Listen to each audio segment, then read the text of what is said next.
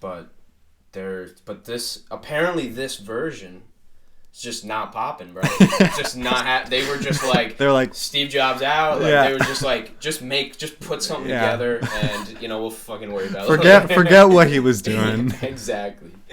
Oh my god, that's funny. But yeah, man, we're live. Right BOPCAST. on, dude. Thank you, Clay. I'm for coming so on, happy man. to be here, dude. So ladies and gentlemen, this is Clay Terry. He's a good friend of mine. Haven't seen him in a while, but that's the part of the podcast that I love, is just like meeting people for the first time, and then also having people on that just, I don't know what you've been doing really, man. Like, I pay attention a little bit on the gram, but no, it's cool. I've been doing all types of stuff. Yeah, man, good stuff. And we were just talking, and obviously we're gonna get into a lot of different things that you've done, and that you currently do. But we were just talking about yoga and meditation, and I think we're here. It's like 11:30 in the morning, so and I know you just did something. So like, how important to you is that kind of morning daily routine? When did it start? Right. So, actually, Mac Miller died a little bit over a year ago. Yep. And I grew up, Mac Miller was like one of the most important figures in my childhood. Yep. Nikush and I, my best friend, I had him on. Yeah, I know. Mm-hmm. Good episode. He's he funny. Has to come back, actually. Yeah, absolutely. He's got some more things Crazy he wants dude. to talk about. But so Mac Miller died, and we were like devastated. And a little while after that, because like growing up, that was like my role model, and like I looked up to him, and that was like my thing. So for a little while after that, I kind of got into like, for like a month, I was kind of in like a dark place, because I was like, shit, like if he's not gonna make it out, like what's going on with me? Yeah. But then after about a month, I kind of started to look at it like, this dude died so young, and I'm just sitting around like wasting it, like. I just turned 21. I was drinking all the time. It was like whatever. So it's like I need to like appreciate this a little bit more. Like what we have, right? Yeah. So I started eating healthier, and I grew up with meditation. Like my mom has always been into meditation, that kind of stuff. That's huge. Yeah. So I kind of grew up with it in my life, but I kind of started turning back to it. And the importance of a daily practice for me is so pivotal. Like the discipline of having that.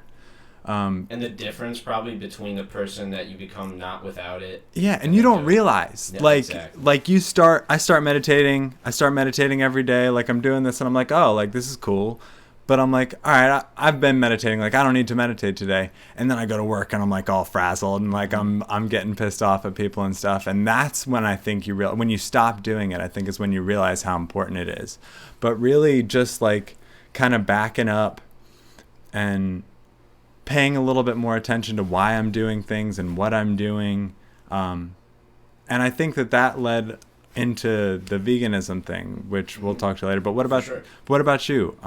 Because you're talking about meditation, and I don't know anything about your practice. Yeah, I've never, I didn't grow up with it at all. Had no idea what was, I just seemed like some shit I didn't do, right? Yeah. I just, I don't know anything about it. So, I don't know, I think watching a Sam Harris podcast, I'm not sure if you know who he is, but yeah, so he has a book called Spirituality Without Religion. I ended up reading it a lot later, but I saw a podcast, and he ended up, to me, he was the most intelligent person I've ever really, seen talk, right? Yeah. So I was like, if this guy is this smart, and he does it without, because, freshman year of high school, you kind of get, at least for me, you get exposed to things, and for me, I became an atheist. I was like, I don't want to Absolutely, this, right? me too. None of this, right? Exactly. None of this shit makes sense to me.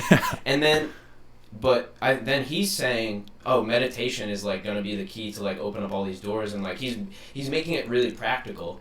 And I thought it was just tied to religious things. Yeah. I didn't realize there was actual benefits, and that you didn't necessarily have to be religious at all. Yeah. And that spirituality is something that you can, it doesn't matter how much you believe in it, but that you can still use it, right? Yeah. So I must have watched a podcast with him on Joe Rogan about sophomore year of college. So actually it might have been freshman year, the end of freshman year of community college.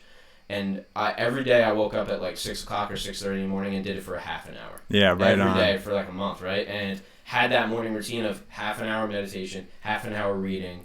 Then I do the coffee and the breakfast, and then I go to work or I go to school. And that, for me, I grew as a it went from 25 miles an hour to 65, my growth, I feel like. Yeah. You know, so it really like opened me up. Like it just opened my mind. Like I didn't realize, like you said, when you stop, that's when you. Yeah. So I did it for a while too. I did it for probably like 3 months. Then I stopped. Mm-hmm. And then every time I stopped, like I just felt like I was out of control. Yeah. You know, like you said, like you're at work, you're just out of control. And really, what it really is, I think, is that you just can't come to terms with the things you can't control. Mm-hmm. And that's really what it does, is kind of let you be like, it's like after a workout or after yoga, it's like anything could happen right now, and like I'm gonna be like okay with it. Yeah. You know? Like I'm not gonna. It might hurt me, it might make me sad or angry, but like at least I'll be like fine. Like I won't react, right? I'll just be able to respond. So yeah, and to have that be like the first thing in the morning, like because I used to, before I would wake up and I would look at Instagram, and so the first thing in the morning I'm looking at other people's stuff that's not even their real lives. Yep. Right? And to take that and to put that, say, okay, I'll look at Instagram in the morning, but first I'm going to do half an hour yoga and I'm going to do half an hour meditation. Yep. And then to go, and it's just like, I'm not even interested anymore. Like, I don't really care. Yeah. But it's a really interesting thing that you touched upon with religion and spirituality, because I completely neglected any spirituality because I associated it with religion. And we grew up in a very conservative area in that sense. For sure. So I mean, I didn't know people that were meditating and stuff. Right. Or like, it just wasn't happening. And it was just Christianity in some sense is like a 90 for the most part. Yeah, I mean, I don't know, this it's probably somewhere like 90 something percent. I mean, keep pressing Christmas on like most bumpers and yeah, things like that. We've got right up on the hill over here, Happy Birthday Jesus, that the guy puts on his roof. Yep, every single day. Yeah. Or every single year. Yeah. So I kind of neglected. I was like, I'm an atheist. I'm a hardcore atheist. And then when I kind of realized that I don't have to conform to like an organized religion, and that I can because now I do read these different spiritual texts, but I kind of look at them a little bit more for like the lessons that they're trying advice to, or like a guideline, but not just not like end all be all. Yeah.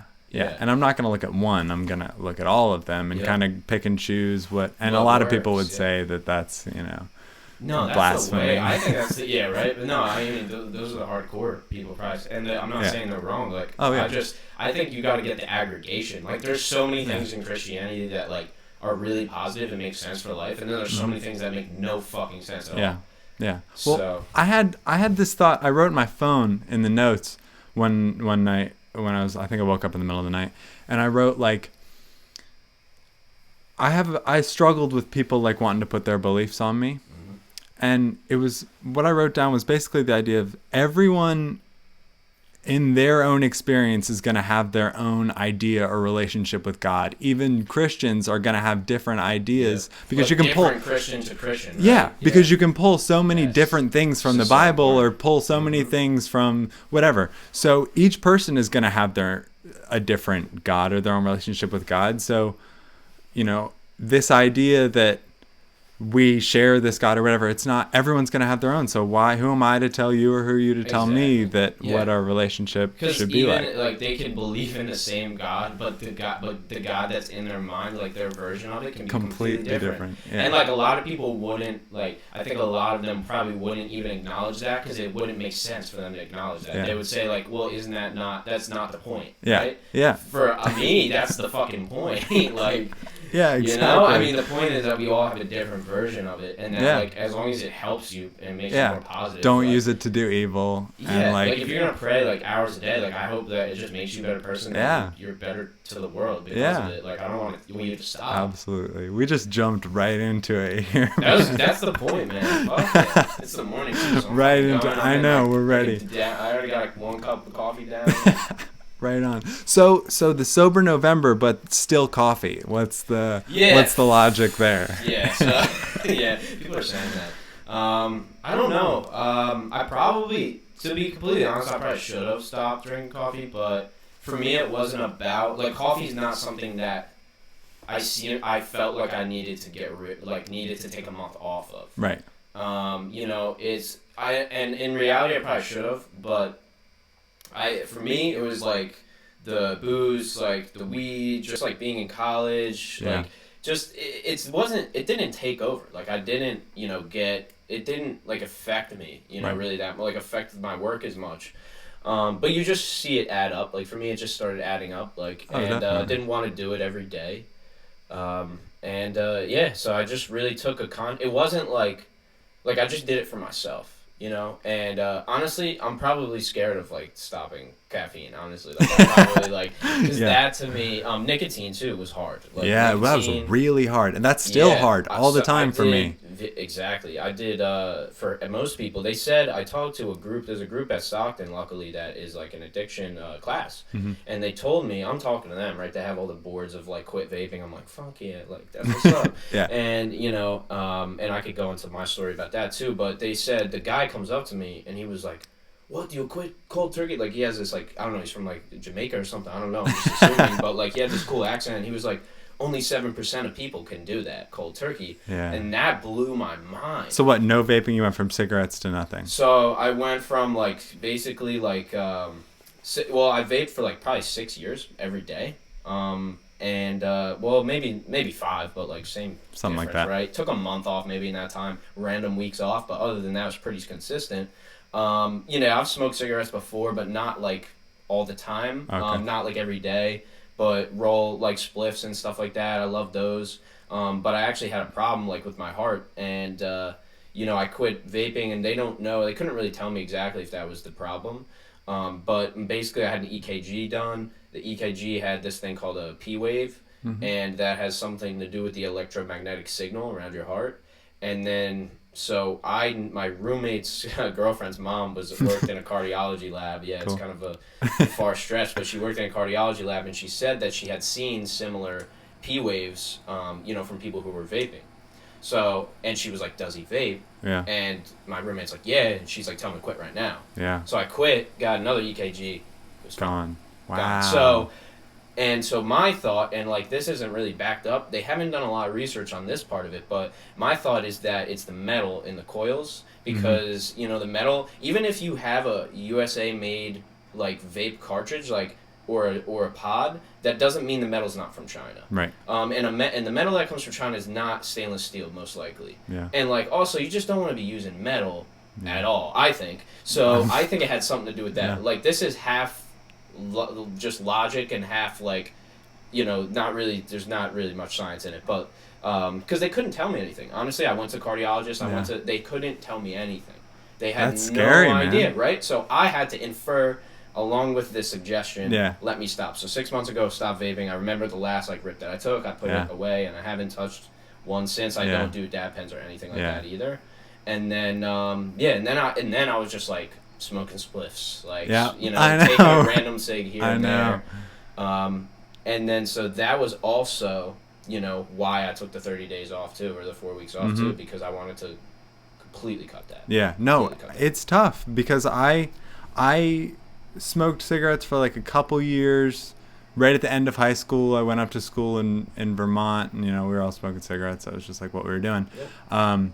And then, you know, I went on this journey. I don't think I need to say anymore. And like I really had this thing where I was like, okay, I need to quit smoking cigarettes. Like I feel it in my lungs. When people like that happens a lot of times. Yeah, because I was just sitting there, and my lungs were like, I was like, I can't do this. So I switched to vaping, and I was vaping for like probably a year, and I was like, okay, but I like had this cough like all the time. And I was like, what is this? It's just what is, you know? Yeah. And so I stopped vaping, like the last month of last year. So it's almost been a year since I stopped vaping, and I'm so blessed. I'm so grateful to have had the opportunity to that I could do that.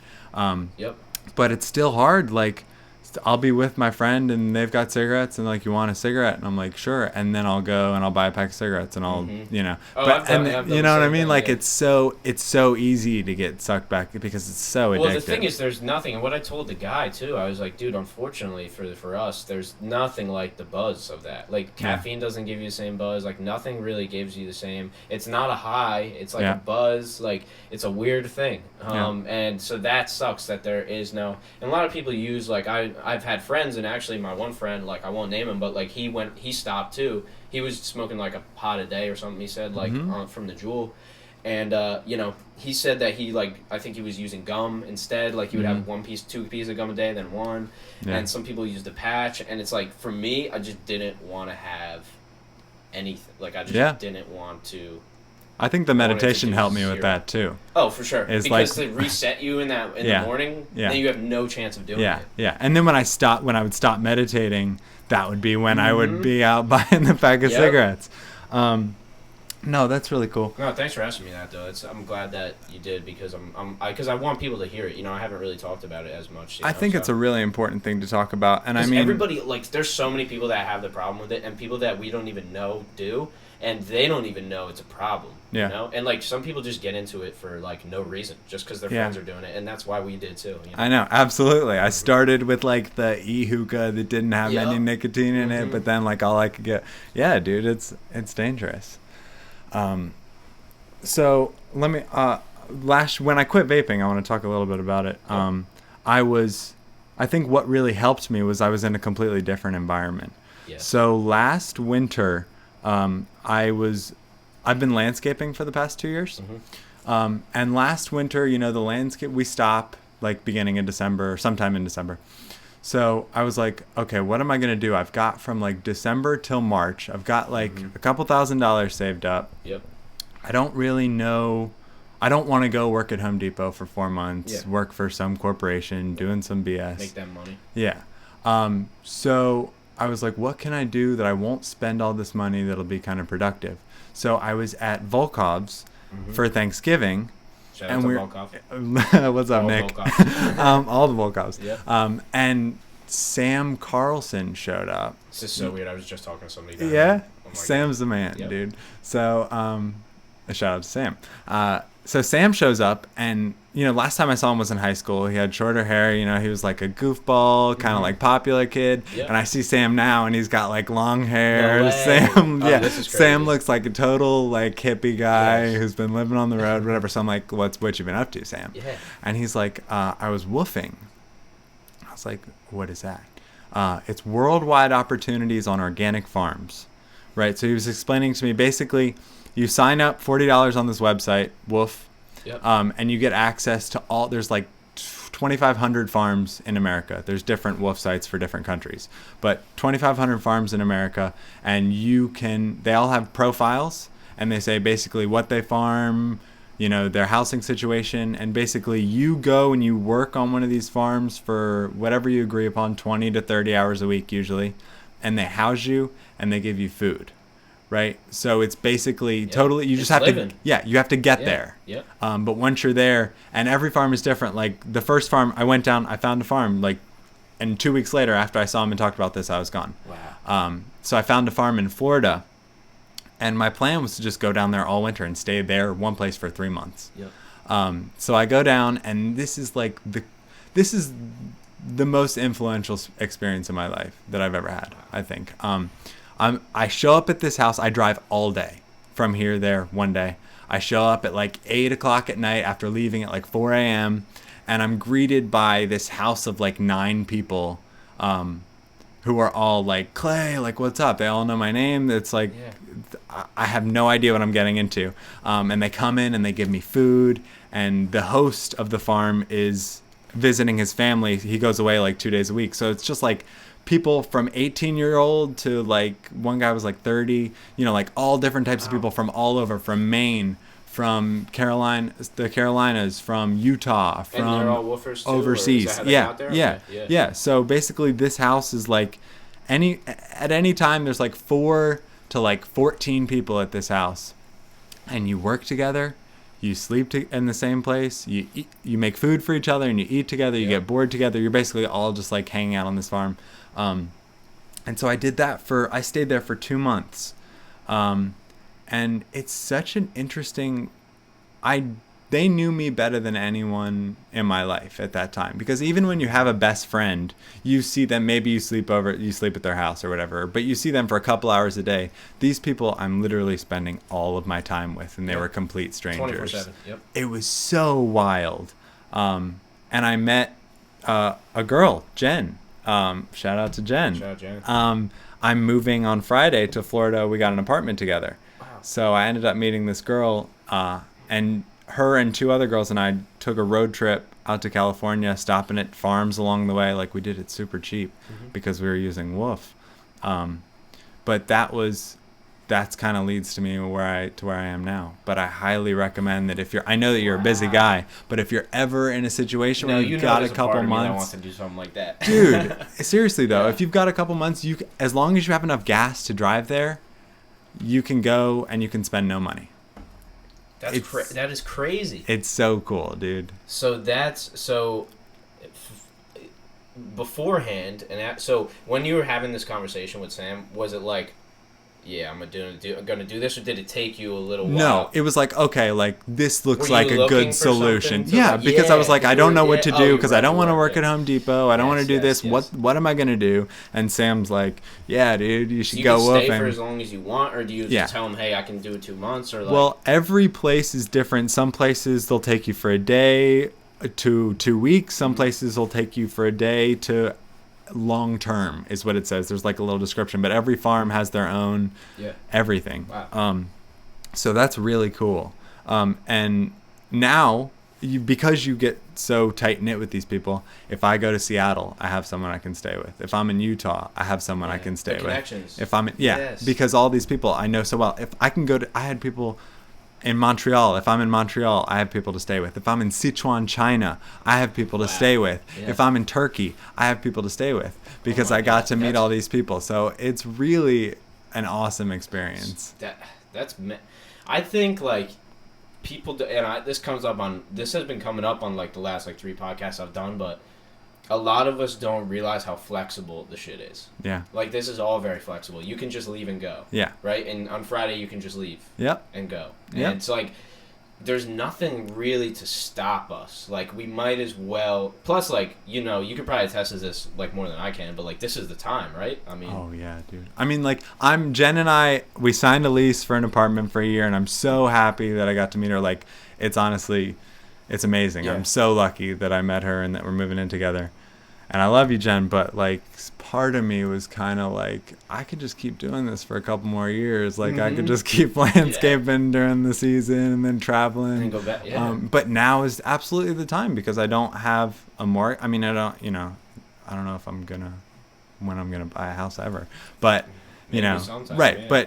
But I don't have really any obligations to keep me here besides my job. And I was lucky because I had a job that was seasonal. Mm-hmm. So in the off season, I could travel. So you're gonna work down there then, or? So I'm moving down there. I have a couple things that I can start with down there. Like I talked to a landscaping company. I know a guy who does painting, so I can start with just some of that kind of stuff. But I really want to get involved with, and maybe do some of that kind of stuff. But I really want to get involved with the stuff that I'm really passionate about, which is the animal rights, animal sanctuary type stuff. I'd say send it, dude. I think you should really, like, whatever. Just give me the lowdown. Okay. So, I was a meat eater, wasn't really on any strict diet until I was at this farm. And I was living kind of in tandem with vegans and vegetarians, and we were all coexisting, right? Mm-hmm. So I was building like a luxury outhouse for this guy that I was staying with because I had carpentry skills, and that was kind of like why he wanted me to come. Yep. So we went to go buy wood, but the wood place was the lumber yard was closed. So we go to this farm that he's like, oh, I know this guy who might have wood. So it's basically this guy's house. He mills like all these trees that he's got. But he also had this big kind of fenced off area. And after... the guy I was with and the homeowner there were done talking about the wood, they walked over and they were looking at this big pen, and it had like 5 pigs in it, right? There were like three older pigs and then like 2 or 3 piglets. And so they were like really deep, living in muck and stuff, which whatever. Pigs. So I think that's how they live. Right. They don't have any sweat glands, so they like to roll in the mud. That's how they like cool off. Yeah. Okay, cool. Except the whole area was littered with pig bones, right? And so I'm walking along, and then I see inside, no shit, like a severed pig head, just lying there, in the muck with these pigs, and I was like very disturbed. Yeah. And we go back to the farm, and like I tell the people that I'm living with, like, this is kind of messed up. Like, I just saw this pig head lying on the ground. And they're like, and we were having bratwurst or something for dinner. And they were like, oh, just don't think about it. Like, don't think about it.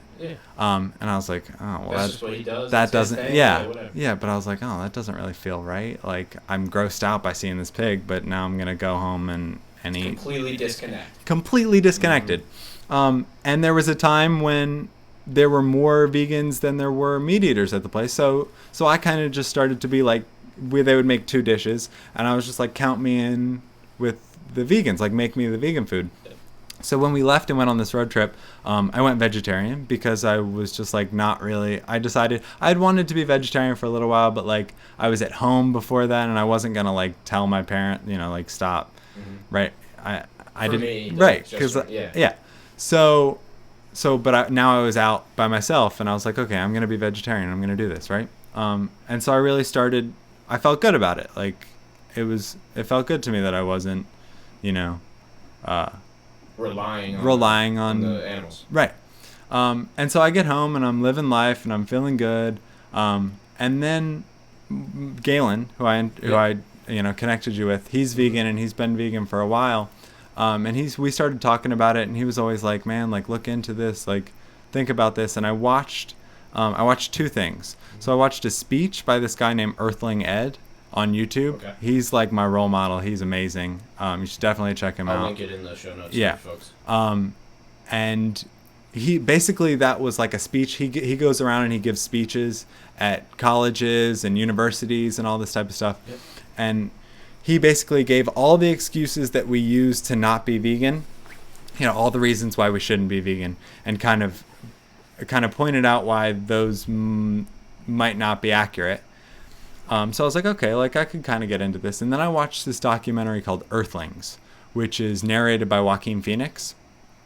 And it goes through the 5 ways that we exploit animals. It's pets, food, clothing, entertainment, and testing, right? And I got halfway through it and I had to turn it off because I couldn't watch it anymore. Mm-hmm. And so that was kind of when I was like, if I can't watch how they're making my food, I can't, I feel hypocritical in this shit. Yeah. To do it. So, and then I got a little bit more into like the different reasons why people go vegan, and I'm interested. I'd like to have like a little mini discussion with you about it. 100%. So, what do you think about veganism now, from what you've gotten? Yeah, so I've watched Food Inc. I've watched a lot of Michael Pollan's work. Yeah, great guy. Knife and Fork. I just watched Game Changers.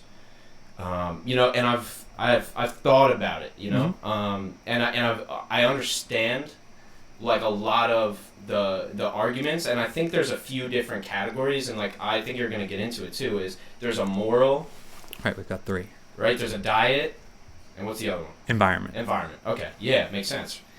The way I look at it is there's also 320 million people, right? So I don't see personally like a clear like cut. This shit ain't simple is really what I'm looking Absolutely. at. Right? It's really not. And I don't see a clear cut way. I think factory farming is fucked, man. Right. I think it sucks. I think it's terrible. Do I still go to the store and buy chicken every day? Right. And as many people do, I think we were born into this shit. Veganism, I think that I don't have any problem with people doing it. I don't have a problem with it at all. I think it's probably the better, like morally, it seems like to be the better way to go. But for me, I look at it, the macro issue, and that's where I kind of focus a lot of my attention on. I don't know a lot about the micro stuff. Right. So that's kind of where I'm at. Okay, so we've got 3 different perspectives, and I've started going out and talking to people about it because it was presented to me in a way where like if we interchange the cow for a dog, right? Mm-hmm. We've got non-vegans are people who are eating the dog or beating the dog, however you want to put it. Yeah. We've got vegans who are saying, I'm not going to do that, but I'm going to just stand over here. Mm-hmm. And then we've got vegan activism, which is consciously going out and saying, hey, you shouldn't eat the dog. Yep. So I've decided, I've kind of taken it upon myself to go out and start talking to people. And there's so many different good organizations that do it. And I've also just been setting up stuff for myself. Like this past weekend, I did a workshop at the Loving Peace, where I was basically just like, it's like a spirituality store. So I was in there talking to people about spirituality and their diet. But so morally, the argument is kind of, we have no necessity to eat animals, right?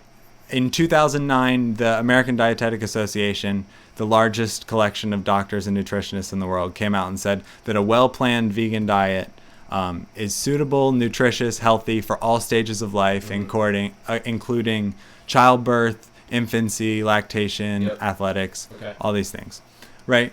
So this is without supplements, or is this with supplements? Well, that's an interesting thing. I think that we don't have to go into that. No. I think it's important. No, I think it's important because I've seen you. I don't know if you've seen the article of the child dying, his parents were vegan. The kids look emaciated. The kid passed. He didn't have the proper 100% supplementation. Obviously, an outlier case. Yeah. But right. Well, things that you think about. Personally, I was taking supplements when I was I took a multivitamin when I do too. Yeah, right. I do. Like I think most people are not eating such a wide variety of foods. I just think it's important to note that people know that you have to make sure that those things are. Oh, right, absolutely. Yeah. But something that I've noticed, there are cases like that, and you do see those blown up. And then you're like, fuck that. Yeah. But we also have our leading diseases in America: heart disease, type 2 diabetes, cancer. A lot of these are caused by, or are heavily affected by, the foods that we eat. Yeah, for sure. Like processed meats are considered a type 1 carcinogen, which mean that they're causes of cancer. And red meats are classified. But the World Health Organization doesn't classify it as a carcinogen. The World Health Organization. They do? Okay. It's a class 1 processed meats. That's like bacon and chorizo. But when people say it's not like a cigarette carcinogen levels. Right. Okay. So they're classified in the same group, but it's not about the danger. Okay. It's the grouping is not about the danger. It's about the probability. Cigarettes are more dangerous than having a cigarette is more dangerous than eating one piece of bacon. Right. But they're classified in the same group because they're both in. People smoke their whole lives and they don't get cancer. Right. Yeah. People eat bacon their whole lives and they don't get cancer.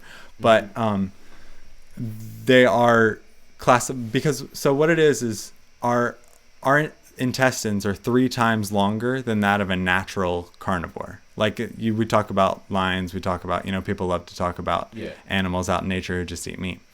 So our intestines are 3 times longer. So what happens is when we eat these foods, they sit in our intestines for 24 to 48 hours. So they sit in our intestines a lot longer than they're meant to, and it breaks down these toxic protein byproducts, right, that then just sit, and that's one of the main causes for colon cancer. Gotcha. And we've got all these things like that. But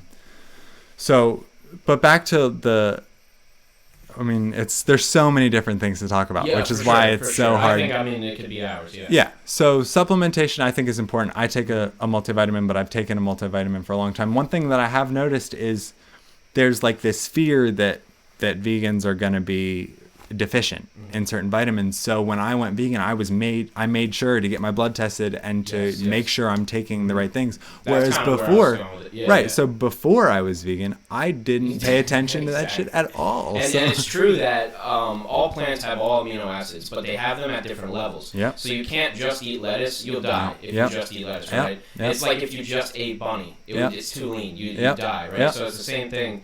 I'm kind of curious about what you think about what we've been told, not necessarily about meat or non-meat, but things like cholesterol, things like HDL, LDL, the epidemiological studies, fats, the fact that they made butter as evil when margarine is the worst thing that you can have, but they told us the opposite. What's your take on the studies that have been done and what we've been told as the public of over the past 10, 15 years? Right. So I think that's a really important thing to look at. And I think that we should start with where we we're going to school, right? Kids go to school. And if you look at our school lunches, they're most of the time pretty horrendous in terms of quality health. down. Quality right? is awful. Yeah. And we're raised with this food pyramid. And I think it's important to note, Canada just took dairy out of their food pyramid. So they no longer recommend that dairy is included in a healthy diet. And we have a huge cholesterol problem. I mean, cholesterol, I'm not saying cholesterol is inherently bad, right? But I'm saying that there's two different types too. So right. We have dietary cholesterol, yep. right? And we have the cholesterol that we produce in our own bodies. Yep. So the thing with a vegan diet is that there is no dietary cholesterol. The cholesterol only comes from eating animal products. Yep. So I don't ingest any cholesterol. And we look at like these huge problems that we have with people with cholesterol. I mean, large illnesses. I was actually just talking to Nick about this yesterday, because I've been talking to both of those, Nick and Nikush. We're kind of like, we got a group chat and we all talk about all this type of stuff. Nikush actually, Nikush went vegan. Oh, wow, okay. Yeah, like, because we were all talking about this kind of stuff, and I was like, if you guys actually want to know, like, I'll send you guys some resources. Sure. And Nikush went through it, and now Nikush is vegan. So I think that it's important to know what you're putting in your body, and I think that we are raised in such a way that veganism is like ridiculous, right? Because we're raised to eat meat, and we're raised with all these products in and around our lives. So, and I think that that's something that we need to definitely look at. As far as I tend to with the health thing, I tend to focus on, you can eat a vegan diet and be healthy, a nutrition, like a balance, right? So we look at the kid who died, whatever. That's obviously not a balanced, well-planned. And like I said, that's the outlier. Yeah, that doesn't happen. Right. Typically. Right, but if you do it right, you can do it. Yeah, Right. the ADA says a well-planned. Any diet has to be well-planned. You can't eat bacon and chips all the time. Yep. Like any. This is the thing. Like, this is the crazy shit to me is there's people that I know that eat only meat. Like, they don't eat vegetables, they don't eat fruit, and they drink soda all day. And it's just like they look like meat. Like, they have just like look like they work out. Like, they're farm boys and shit. Like, these people. Yeah. It blows your fucking mind. Obviously, we don't know where they're gonna be in 45 years. But no, definitely. But so you can use that as an example too. Right. Yeah. But I use the health thing as we see plenty of examples of people who are living on a vegan diet and being healthy. And that's really all. I'm not necessarily here. I think that there are definitely things that we need to look at with our public health and what we're taught about people in the ER for having strokes and are being fed, mayonnaise and bacon and shit. That's the thing that I'm looking at is like, the epidemiological studies, to me, like, they scare me because the confounds aren't taken in consideration most of the time. Yep. So you can have somebody that, they say yes to eating red meat twice a week, but they also ate 12 donuts every week. So at that point, we can't say it's meat. Right. It's a correlation, it's not a causation. Yeah. We can't determine that it's definitely a causation. Exactly. That's right? why. So that's where, and like the studies on red meat, like the new studies they're a little bit different than obviously people thought red meat was evil for like a long time, and that like, you're definitely going to die or have heart disease. And like back to the factory farming too, where they're feeding these animals the grains that they're not, but actually 90% of their diet is grass and the last 10% is grain. But that grain they're not supposed to have. So then we're getting the grain, and you can see it too, is I buy a steak, you'll see the marbling. You see that fat, and then people get accustomed to that fat, and then they go to like a lean beef steak, and they're like, what the fuck is this shit? I know. And they gotta cook it at 700 degrees. I know. So I use the diet as just, all I want to do with the health argument is, let's agree that we can eat a vegan diet and get everything we need. Do you think it's good for every single person? I think that there like might everybody, like in total, because there's people that are on a carnivore diet that if they went vegan, they would die. Right. They have autoimmune diseases and things. Right. Obviously another outlier. But. So I think that there's probably a very small percentage of people who need meat in their diet. Although I think that a lot of the people who are convinced that they need meat in their diet just don't know where else to get some of the things that they're getting from meat or not. Like there's a lot that goes into it. So I think that of the people who would need meat in their diet, I think it's a very small number. And I think the majority of people would be 90 whatever percent of people would be fine on a vegan diet. Right. So then we move to the morality of it, because we can do it. So with the morality of it, it's kind of how do you think we can, because so as humans, we're moral agents, right? So what that means is we're able to tell the difference between, know the difference between right and wrong. Right. To an extent, yeah. So know the difference between right and wrong and be held accountable for the choices that we make. And we're also animals. Right. So by slaughtering 56 billion land animals a year, not good. Right, we need a moral justification. Yeah. So what do you think is a moral justification for doing that? I mean, I'm not trying to. I'm just wanting to. No, this is like a philosophical argument. Yeah, or absolutely. Not a philosophical conversation. It's obviously it's the large corporations that made it happen. It seems like that's obvious. And the problem is that I go back to is there's another fact that, so if you have a peanut butter sandwich, right? And they say this peanut butter sandwich, you have 3 ounces of red meat, of steak. That's the same protein, right? But you need 1/3 of a cup of peanut butter.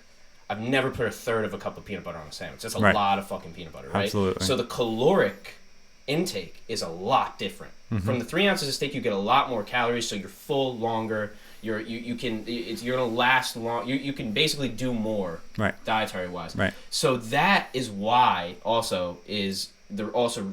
believe part of the reason why that meat ended up being the industry and not.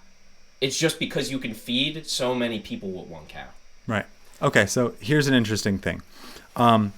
We have globally. This treads a little bit into the environmental aspect of it. It's feeding so many people with 1 cow, right? So globally, what percent of our land that's not ice or water is habitable? Like 71%. 70, okay. So of that 71%, we use 50% of our land for agriculture. That's growing all food, right?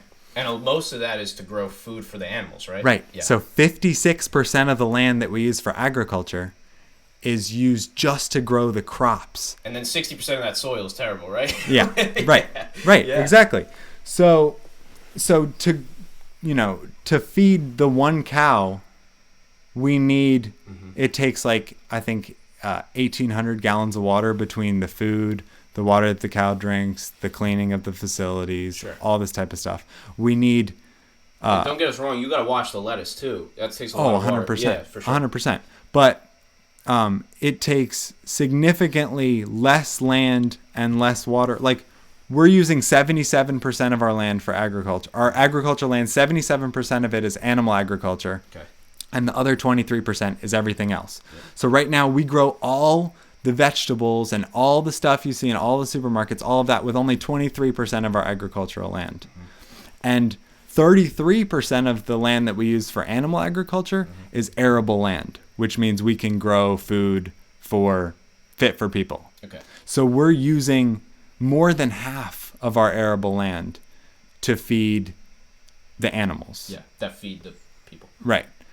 So it's, animals are not just fountains of protein. They get it from somewhere, sure. Right? They have to, right. They take the protein in, and then they use some of it, and then we kill them and get the rest from their flesh. It's the middleman argument, right? And you can take it on both sides, yeah, for sure. Right.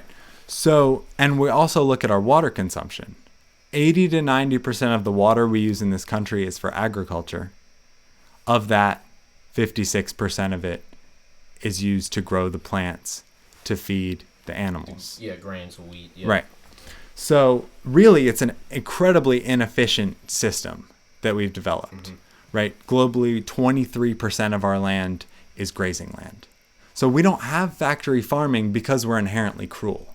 We have factory farming because we simply don't have enough land to grow the food. That comes back to the people, right? And argument, right. So I think that it's important thing to consider when we talk about, yes, the cow can feed so many people, but if we then in turn look at how many people we could feed with the resources that we used to get the cow to your plate, Yep. we could feed considerably more people. I think that now the question is, first, what happens to all the animals? Like, if, say, we just snap a finger and stop, where did all these animals go? Great question. So that's a big thing. So the shift to veganism is not going to happen overnight. Yeah. People are not going to go. Everybody's not going to go out in the streets and be like, "We're done." Yeah. So it's going to be a gradual shift. So with supply and demand, as the demand goes down, they'll stop breeding these cows into existence. We kill 56 billion animals a year. We're constantly breeding them. So as the demand goes down, the supply will go down too, because they won't be bringing animals into existence that they can't sell. Gotcha. So, but what's to say that they're not just going to export all the meat to some other country? Like, it's still a business. Like, right. You know what I'm saying? Like other people in the world might want that meat. Definitely. People in Mexico, people in Canada might want it. Maybe people in Brazil, I don't know. Definitely. But I think that...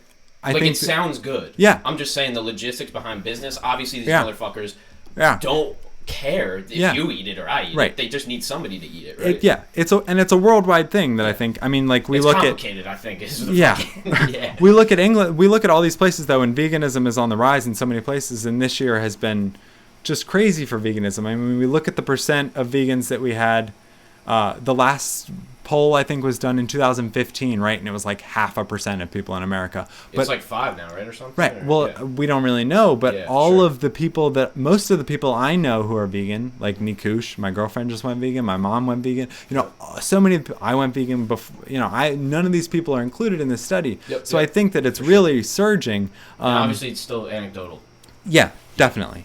But you're talking about. What are we going to do with all the animals? I think definitely as more people go vegan, just in the world in general, not necessarily in America, but as more people go vegan, the amount of animals that we have to produce is going to go down. Sure, I think that'll happen, but still at the same time, if it's 56 million a year, 56 million billion. Animals, billion animals a year. And I think if you stopped right now, there's still, probably a fraction of that, probably.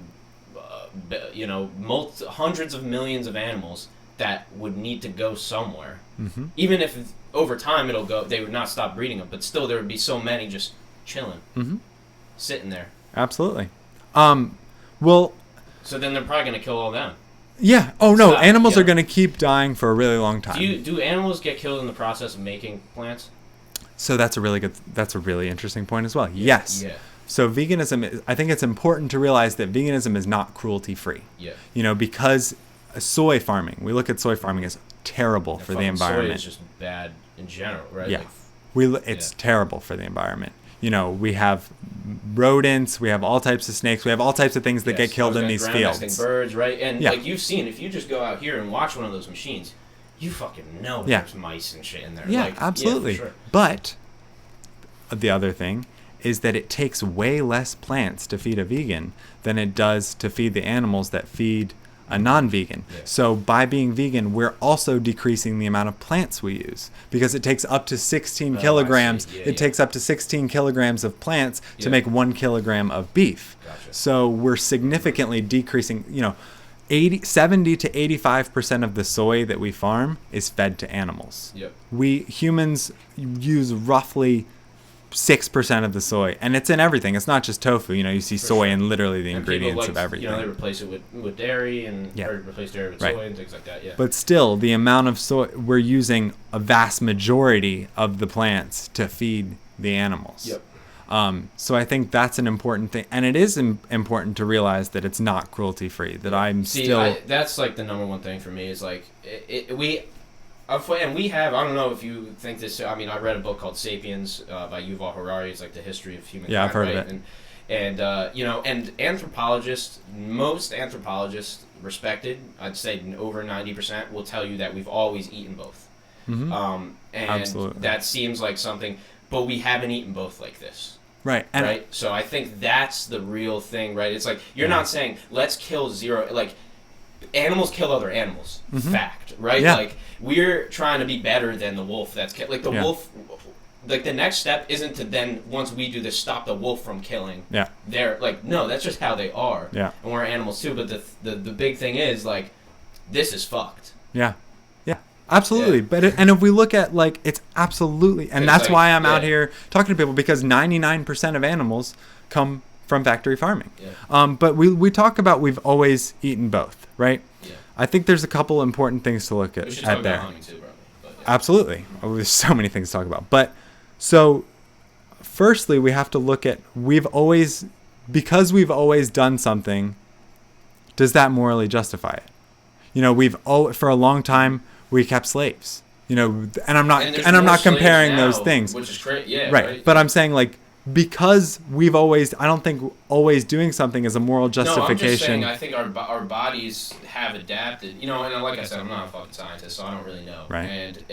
But there's arguments on that too. You know, that, you know, we have adapted to because of the calories thing, because they realized, and in a lot of cultures, they actually they would have en masse more plants than they did animals. But when they got an animal, it's the cow thing, it would feed all these people. Absolutely. And then the cows. And they ate animals out of necessity. Yeah, exactly. 100%. Yes, they needed to kill these animals. Whereas now I can go. Yeah, it wasn't just fun for them to fuck. Yeah. It was a bitch. It took like 7 days, and sometimes you didn't get one. Yeah, and I can go to Giant and I can buy all of the vegetables. Yep. I can go and I can get all the stuff that I need to be nutritious and to do all the I do landscaping. It's hard work. Like, I'm outside I'm shoveling for 5 days a week sometimes. So we have the luxury, and I hesitate to use that word because I don't want to get it twisted that it's a luxury of being vegan, because in a lot of these really poor countries, we're able to afford meat because 63% of our tax subsidies for food goes to the meat and dairy industry. Yes. So a lot of these... So that's another argument too, is that the prices would eventually go down, because I think it is more expensive. Because if you want to get the same amount of calories on a vegan diet, I think it's more expensive. Okay. I could be wrong. Yeah. I could be wrong. So some of the cheapest things in the grocery store are lentils, rice, whole vegetables, or beans. Usually beans, all really cheap things. Yep. It's when we get into the vegan replacements that a lot of people are looking at, because people are used to going and getting a slab of meat. So when I'm holding the pound of meat and when I'm holding the pound of Impossible meat, I'm going to say, wow, it's too expensive to be vegan. Mm-hmm. But when you look at the cheapest things in the grocery store are vegan and are nutritiously dense. Mm-hmm. And we look at these third world countries who are really poor, they are not feeding, they're harvesting grains and they're eating them. They're not feeding them to animals because they can't. They don't, they can't function, and they don't have the water use that we have. We use so much water, like we were talking about, to grow the plants just for the animals. Mm-hmm. What was it? There's so many different levels to it. Well, fuck it. Let's talk about hunting then. Okay, cool. So hunting. So mostly we talk about deer, especially growing up here. Yep. Right. We have a deer problem. So people use that. And overpopulation by problem, that's what you mean, right? Yes. Yeah. And, the conservation, my buddy talks about this a lot at work. And, the conservation of this land is funded by people who buy guns. Right. And sportsmen, yeah. Right. So I think what we need to do is we need to look at the problem. So we're hunting, we have an overpopulation of deer, so we're hunting them, but we're not looking at the problem. So the problem is that the deer don't have anywhere to go. And the deer don't have anywhere to go because we're using so much land to graze animals and to grow food for animals. We also built a lot of cities and houses and roads and shit. Absolutely. But the environment is not the same anymore. Right. But like we said, 50% of our land is for agriculture and 77% of that is for animal agriculture. So the people are gathered in cities, but we still do have a lot of land. It's all just being used for farmland, and we're cutting down trees. Yep. Animal agriculture is one of the leading causes of deforestation and species extinction. So a solution, instead of hunting all the deer because they're encroaching, first off, there's like 13 million deer, roughly 13 million deer in America right now, and there's like 320 million people. Yep. Right. I could be wrong. I think there's over 100,000 in New Jersey. I think that's a number. That's right. Right. So I looked it up a while ago. Right, but if we have 13 million in that's roughly last time I heard we have 13 million in the country. Yeah. So giving everyone a rifle and telling them, factory farming is bad, go kill the deer. If we divided up that 13 million people to 320 million people, that's not a large scale solution. Yeah, the way I'm looking at it is not as a solution, but as the actual being it, just doing it, just actually sitting there and being in a stand and actually, fuck it with a bow. Right. Like shit ain't easy, man. No, definitely not. And I think that there is a respect to, like, if you can kill your meat and then eat it, I think that is, say a deer, it has as much of a chance of living as it does of dying. Then. Right. It's a fair fucking game. Yeah. Rather than, so I think on a moral playing field or on a moral, a moral level, I think it's high. I think it makes more sense. Right. So it makes more sense, but I don't think it's a solution. Right. No, I know. It's not at all. But so you said there's respect, right? Mm-hmm. So since we don't have to kill the deer to eat, since we can eat plants, would there be more respect to let the deer live its life? Good question. So I really don't want to speak for them, Right. And I'm just saying that from a perspective of people that I know. Yeah, definitely. So I wouldn't, I would probably have an answer to that, but. Right. No. I just think that's like an important thing to consider, though, is like, because yes, it could die naturally, and this is the thing. Yeah. Would you want to let the deer, because there's overpopulation, that means they don't have enough to eat, so it's going to die of starvation anyway. Right. I think it's better to kill it when it's not starving. Right. And rather than let it starve to death. Right. I don't think either of us could argue that that's a worse. If you put a bullet in its head, it doesn't even know that it died. Right. If it starves to death, every second is agony. Right. So then we have to look at the problem of why it's starving, and it's because we've taken all this land and used it for agriculture. So I think we need to look at we need to look at solutions then. It's almost like a shift. Yeah. Right. So instead of hunting the deer, what if we use less land to grow our food and took some of the land that we're currently using to grow food for animals? That seems like a big solution to like a big ass problem. Yeah. Rather than somebody just going out like it's. Yeah. Yeah. I mean, this is not a an easy, quick vegan. Yeah, it's not like we should do this vegan thing, and everybody's like, all right. No, there's a whole ton of planning that's going to have to go into it. Yeah. However, I think of using the argument that it's going to starve, so we're going to kill it.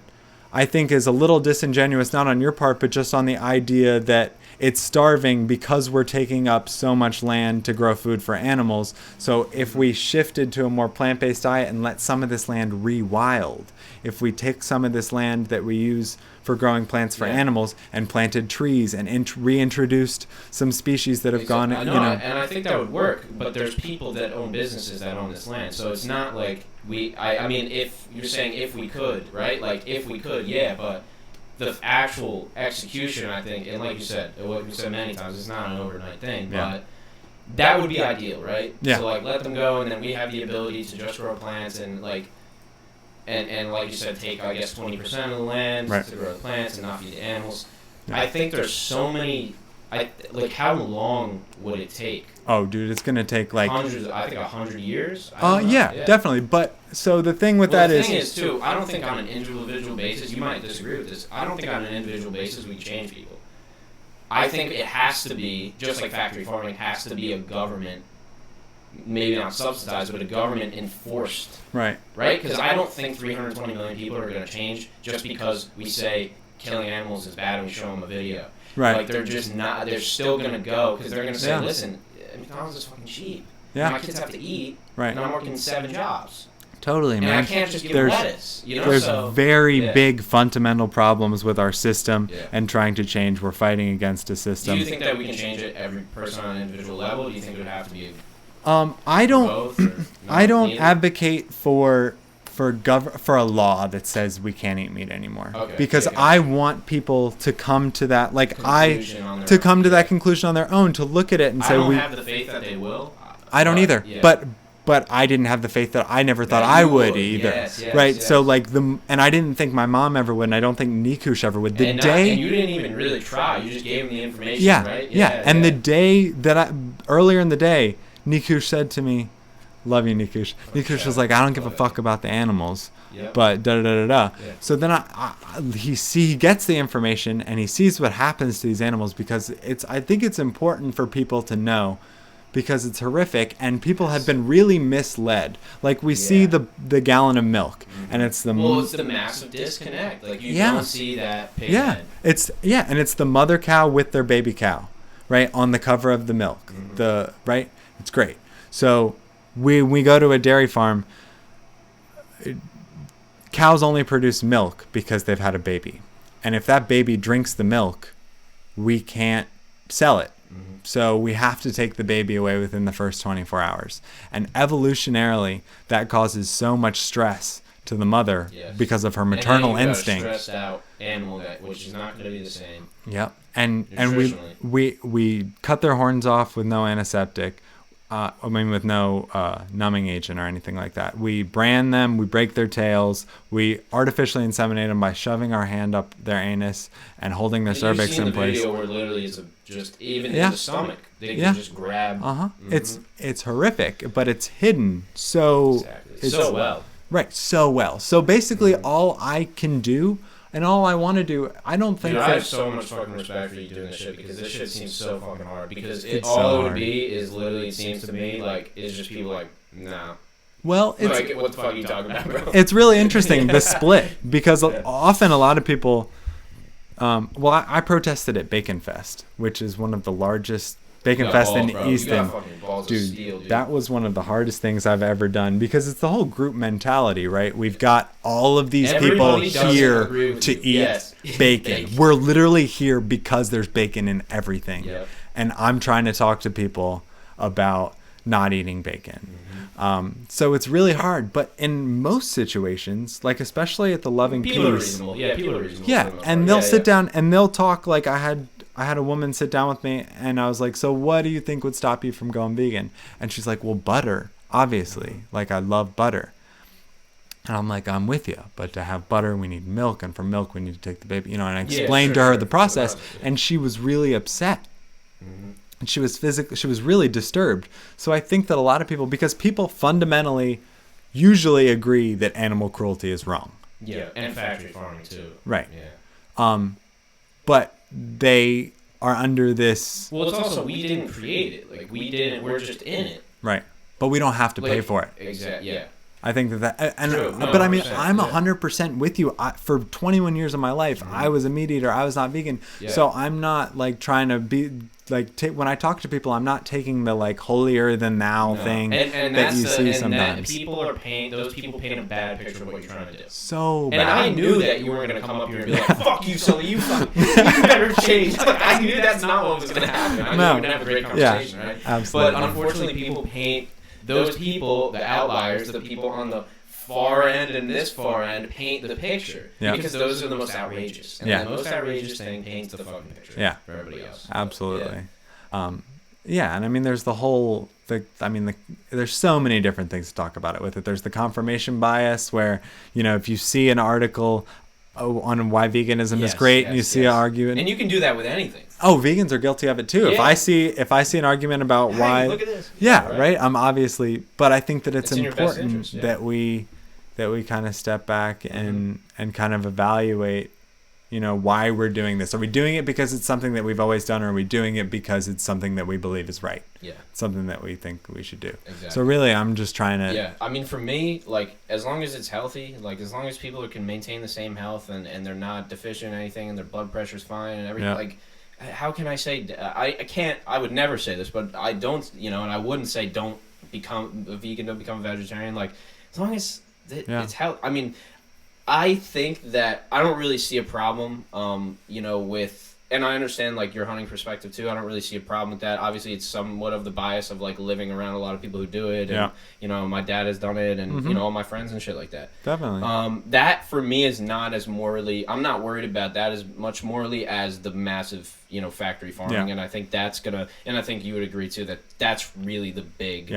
Fucking thing here, and that's where all the animals are killed, and it's really important. Something has to happen. It's really important that people have I think a lot of us lack the perspective of the difference between a million and a billion. So a million seconds is 11 days. A billion seconds is 31 years. Yep. So to kind of have that perspective, and then to look at 56 billion land animals are killed every year, like. How, and you're telling me that we can feed and grow 56 billion land animals, but we can't feed 8 billion people? Yeah. That, you know, so I don't know. It's really, I'm really passionate about it, and it's really cool to talk to people about it, because the whole thing is that the good thing about going vegan is you've got so many new people that you can recruit, because when I went vegan, nobody I knew was vegan. And now I've talked to my mom about it, and she's eating vegan, and Nikush is eating vegan, and Jen is eating vegan. So, you really are able to have an impact. But like you said, it's not going to happen overnight. And I don't even think anybody has a good solution, honestly. I don't think that, because we can make things up and assume that we have the right, and then put it into place, and it could not work. So there's no clear cut solution. But making first steps is that's always the number one, right? Yeah. And I think that's what, you know, you're going to be involved in doing, changing people's minds, you know, or at least allowing them to change their minds on their own. Yeah. And just giving them the straight information, man. Yeah. And so fuck, man. I'm glad you came up on here to talk about this, so because happy. I've always wanted to have a conversation like this, because I never had anybody. And like, listen, man, like you said a lot of facts and things, like I can't back it up. Like I believe you, right? No, it's important. And you're right. You can. And I could read another thing that says it's fucking 40% instead of 20 and all that shit, right? We can get caught up in the numbers too. 100%. But I think that I'm glad that the bottom line is, listen, we're still here. I fucking love you, man. You're great. Yeah, absolutely. And we just had a great conversation about it, I think. So, and I think people are they're gonna do what they want, and they're gonna believe what they want, and they're gonna listen. All the facts are out there. You can read all the studies about how red meat's bad. You read it how red meat's fine, and you know. So at the end of the day, it's what you want to do, and you're proving you're exhibiting the change that you want to see. Yeah, exactly. And if that's what you can do, and for me, it's just doing this podcast. But, you know. Yeah, the statistics are interesting, because I really like to avoid using statistics. They're powerful. I tend to, when I approach people, I go with the ethical thing, and like morally, we don't need to. If you get them on emotion, you're gonna get them. Yeah, and if you don't want to cause this suffering, you don't think unnecessary suffering is morally right. So that's usually what I approach people with. But I think that when you're having an intelligent discussion, like we always do, it's important to like look at the bigger picture, and sometimes we need to use those statistics. But dude, I'm so cool that like I could come on here, because I knew coming on here that you were not obviously not vegan, you and see my not meal prep and shit. Yeah, so exactly. You can see fucking 10 things of ground beef and shit. Yeah, right. For sure. But and I'm not like I don't really identify with it, you know. And I think that if we would have had this conversation a year or two ago, I probably would have been more on the offense. I would have been on your side a year or two ago. I would have been. For sure. I wasn't, you know. But I hear you. And I think that I've really, because I've had like conversations about race on podcasts and things like that, and like realized like I can't take a lot of things personally. It's just like people, listen, we all identify with something, and we have all of our confirmation biases and shit, man. But like, this has been awesome. If there's anything else you want to let them know about, you can, but or just where to find you or how they can help on your end. All I would ask for people is to educate themselves, and to like, it's such a big thing where we're eating meat, and then we're like, oh, I don't want to see how that's made. If you want to do it, educate yourself about what you're paying for, and kind of what you're putting out into the world, and what you're putting into yourself. But that's all, and make your own decisions. But I would urge people to not live with the ignorance. You know, education is like one of the most important things that we have. And I really appreciate you letting me anytime, man. Put my Thank you, man. stuff out there, dude. Wow, Thank you so much. That was awesome. Ladies and gentlemen, this has been Clay Terry, a good friend of mine. Continues to be, and an advocate. And he honestly, like, fucking respect, man. Like, you're really out there. You're trying Thank to do you. it. You're devoting a lot of time, energy, money, everything Yeah. to that cause. So there's not a lot of people out here that have that type of, faith and in what they're doing and trying to see it and make a change. So respect for that. I just sit here and talk, but Thank that's you all so I know much. how to do. But yeah, man. So you can find him at, I think, Clay Austin Terry on Instagram. Yep. I believe on Instagram, and everything we talked about today. I'll try to link some stuff in the show notes. But really, folks, you just got to go on fucking Google Scholar or whatever and type it in and just read the shit, man. Yeah. And get the information. So thanks, Clay, once again for coming on. And you know where to find the podcast. It's everywhere podcasts are found, even the ones that nobody uses, ladies and gentlemen. So that's Google Podcasts, Apple Podcasts, Spotify, and everywhere else. The music is also everywhere. So just search. Listen to it. Bob. Yeah, gotta plug that. But Yeah, of course, dude. thanks, man, and thank you guys Yeah, so thank much you. for watching another episode of BOPCAST.